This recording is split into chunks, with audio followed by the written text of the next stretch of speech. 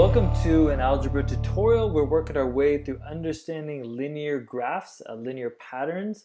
And in this particular video, I just want to talk about how we go about finding x and y intercepts of our line. We've been doing a lot with y-intercepts, but now we're going to look at the fact that lines have x and y intercepts for the most part. So they cross the y-axis, they cross the x-axis.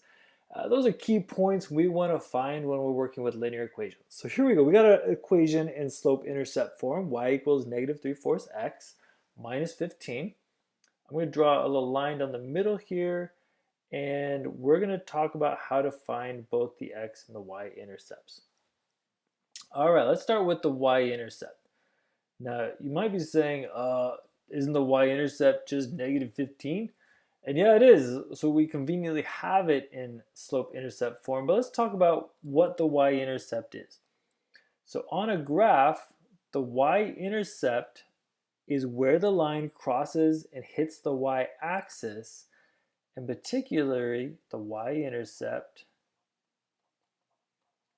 always has an x value at that point equal to 0.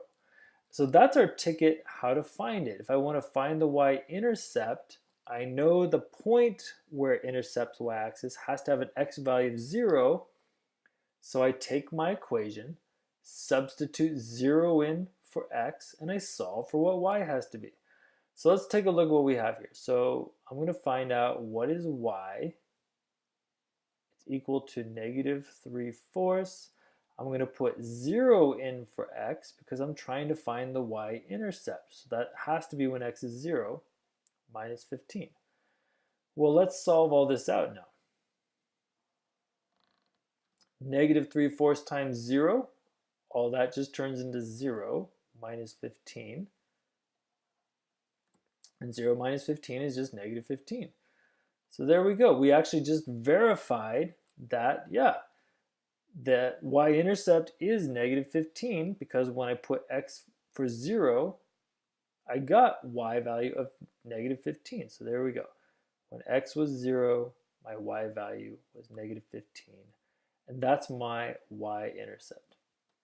Okay, but let's find the x-intercept. So that's where it crosses the x-axis. And similarly to like the y-intercept, the x-intercept, if it crosses the x-axis, that means the value for y at that point has to be 0. So there is no positive or negative value for y. It's right on the x-axis, so my y value is 0 at that particular point. So if I want to find the x-intercept, guess what I put the 0? I put the 0 in place for the y, and I want to solve for what does my x value have to be to equal a value of 0 for y. So I got to solve that equation. It's a little bit trickier now, but it's nothing too difficult for us. All right, so let's do some algebraic work here. I need to get x by itself, so let's add 15 to both sides. Negative 15 plus 15 goes to 0, so now we've got 15 equals negative 3/4 times x. With the 4 on the bottom, I'm going to multiply both sides by 4. So 4 divided by 4, those cancel out, but I got to multiply the left side by 4 as well. I know some of you may do it different this way, but I always just like splitting up my fraction in two parts. So now we got negative 3 times x equals 60. 4 times 15 is 60. And now I can divide both sides by negative 3. That's the opposite of multiplying by negative 3.